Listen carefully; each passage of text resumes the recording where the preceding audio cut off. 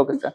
సరే ఇటు గద్దర్ అవార్డ్స్‌కు సంబంధించి నిన్న మీటింగ్ అయింది. ఉగాది నుంచి ఇస్తామని జెప్పేసి కూడా వాళ్ళు ఉగాదికి ఇస్తామని జెప్పేసి కూడా వాళ్ళు చెప్పడం చూస్తున్నాను సార్. మరి గద్దర్ అవార్డ్స్ పైన ఎలాగో ఒక చర్చ అప్పట్లో జరగడం అనౌన్స్ చేసినప్పుడు, ఇప్పుడు దీనికి గ్రీన్ సిగ్నల్ రావడం మీరేం చెప్తారు సార్ దీని గురించి? చాలా అసంబద్ధమైన నిర్ణయం ఇది.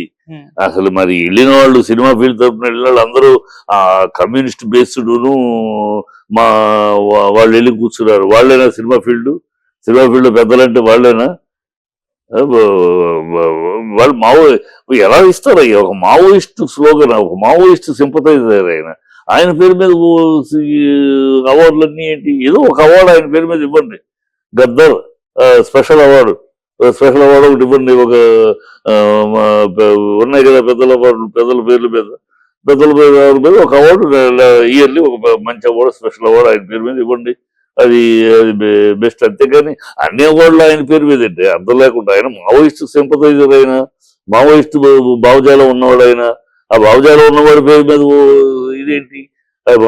తుపాకీ కొట్టడం ద్వారా బ్యాలెట్ కాదు బుల్లెట్ ద్వారా రాజ్యం అని చెప్పి మనిషి ఆయన అంటే ఆయన పేరు మీద ఎవరు దాన్ని ఎంకరేజ్ చేస్తున్నారా? మీరు ఆ సిద్ధాంతాన్ని బలపరుస్తున్నారా ఈ ప్రభుత్వం? ఈ వెళ్ళిన వాళ్ళకైనా బుద్ధిజ్ఞానం ఉండాలి కదా. సినిమా ఫీల్డ్ తరఫున వెళ్ళిన వాళ్ళైనా అలా కాదండి. మనం మిగతా కామన్ పేరు మీద ఇద్దాము. ఆయన పేరు గద్దర్ గారి మీద గౌరవం కొద్ది ఒక అవార్డు ఆయన పేరు మీద పెద్ద అవార్డు, స్పెషల్ అవార్డు ఏదో ఒకటి ఇద్దాం. మిగతా ఉన్నాయి కదా. అలాగా అవార్డు ఒక పెద్ద అవార్డు ఆయన ఇద్దాం. ఒక దాదాసాహెబ్ అవార్డు, ఇంకొక అవార్డు ఉన్నట్టు ఒక పేరు ఆయన పేరు మీద ఇయర్లీ ఒక అవార్డు, ఒక ముఖ్యమైన విలువైన అవార్డు ఇద్దాం. అంతేగాని కాదండి. మనం కామన్ పేరు ఉంది. దాశరథి తెలంగాణ మహాకవి. ఆయన అన్నాడు కోటి రత్నాల వీణ తెలంగాణ అన్నాడు. వీణా అవార్డులను ఇవ్వండి. మన తెలంగాణ కవి వర్ణించింది వీణ అని.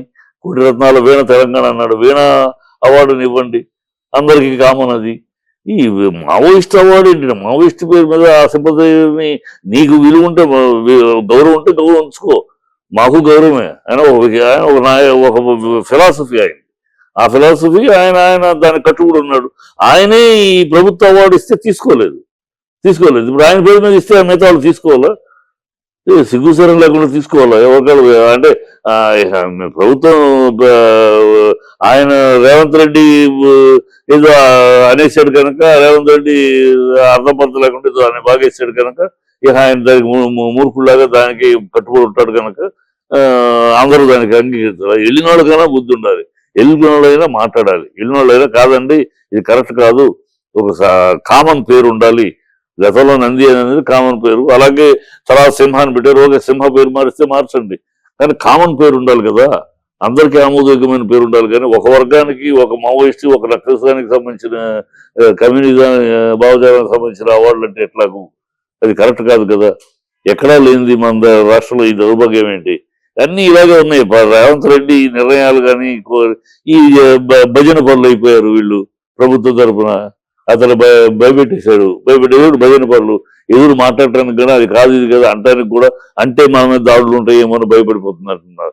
ఇళ్ళలో ఒక్కళ్ళైనా నోరు తెరిచి కాదు సార్ మనం ఇది కాదు, మనం కామన్ ఇది పెడదాం, మన దాశరథి గారు రాసిన కోటి రత్నాల వీణ తెలంగాణ అన్నాడు ఆయన.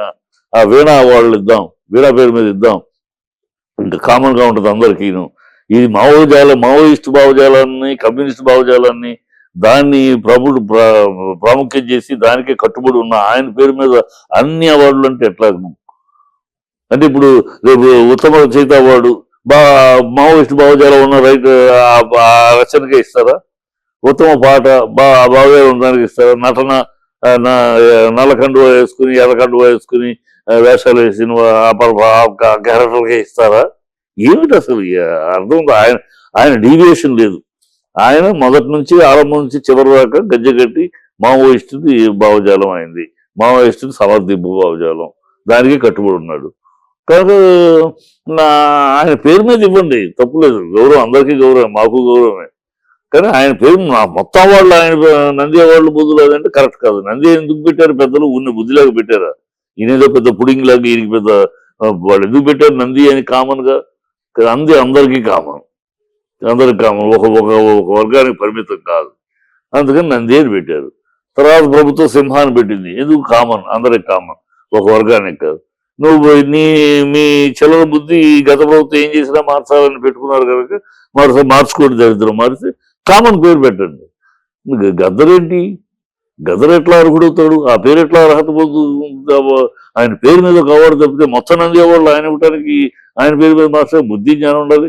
ఎన్నోళ్ళకైనా మరి వెళ్ళి కాకబట్టి భజన అంత బీచిల్లిపోయారా? అంత భయపడిపోయారా? ఎదురు మాట్లాడటానికి కూడా భయపడిపోయారా? ఇది ఖండం చేయాలి ఖచ్చితంగా. ఇండస్ట్రీలో దీని మీద రివోల్ట్ వస్తుంది ఖచ్చితంగా. ఎవరు ధైర్యంగా మాట్లాడాలి. We're not against Gaddar. Gaddar పేరు మీద ఒక మహత్తరమైన అవార్డు ఇవ్వండి, ఇయర్లీ ఒక అవార్డు. అంతేగాని అన్ని అవార్డులు ఆయన పేరు మీద సబబు కాదు, అది సహేతుకం కాదు, అది అసలు చాలా తప్పది. ఇప్పుడు నాకే ఒక అవార్డు వచ్చింది అనుకోండి, నేను తీసుకోను. గద్దర్ పేరు మీద అవార్డు నేను ఎందుకు తీసుకుంటాను? నేను అగైన్స్ట్ భావజాలం, అగైన్స్ట్ మావోయిస్ట్ భావజాలం నేను విరుద్ధం. నేను ఆ పేరు మీద నేను ఎందుకు తీసుకుంటాను? నాకు అసలు రిజెక్ట్ చేస్తా. అదే జరుగుతుంది రాబోయేటప్పుడు. అది తర్వాత జరిగి రిజెక్ట్ చేసి ఈ అవమానాల కన్నా కూడా ఇప్పుడే మా నాన్న మాట్లాడాలి. కాదండి ఇది కరెక్ట్ కాదు, కామన్ పేరు పెట్టండి, ఆయన పేరు మీద స్పెషల్ అవార్డు ఇద్దాం, కామన్ పేరు పెట్టండి అని అడగాలి. వెళ్ళిన వాళ్ళు ఎవ్వరూ అడిగి దాఖలాలు కనపట్ల. జం చెక్క భజన చేసుకొచ్చినట్టున్నారు. ఉన్న బయట మాట్లాడటం తప్పితే అసలు వెళ్ళేటప్పటికి ఆ సీఎం దగ్గర కూర్చునేటప్పటికి వీళ్ళకి జారిపోతున్నాయి. అంత భయపెట్టేశాడు రేవంత్ రెడ్డి. ఎప్పుడేం చేస్తే ఎవరు మన మీద ఏం దాడులు వస్తాయో అని అంత భయపెట్టేశారు. భయపడిపోయారు. ఈ దరిద్రం అందరూ దిల్ కాదు. ఆయన పరిస్థితి చెప్పేది ఏముంది? పదవి ఇచ్చారు, పైగా ఈ ప్రభుత్వం వచ్చింది, పదవి ఇచ్చింది. మనకు ఆ ప్రభుత్వం ఏమంటే దానికి సై, ఏమంటే దానికి జై అనే పరిస్థితి ఆయన తయారయ్యాడు. వెళ్ళిన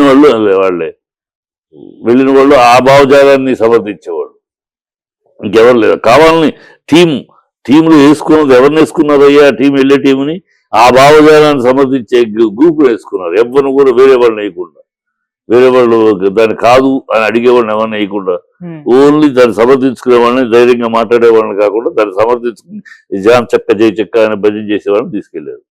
చాలా దౌర్భాగ్యం అది. రేవంత్ రెడ్డి వచ్చే ఉగాది దాకా అంటున్నాడు కానీ చేసేది లేదు, సచ్చేది లేదు. జరుగుతుంది, చూద్దాం. చేస్తే దాని మీద పెద్ద రివోల్టే వస్తుంది, పెద్ద రియాక్షన్ లేదు. ఇండస్ట్రీ సిగ్గు చచ్చిపోయింది, పౌరుషం చచ్చిపోయింది, రోషం చచ్చిపోయింది.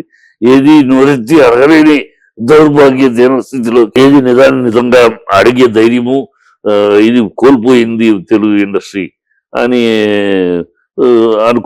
అడగలేకపోతే పోయింది.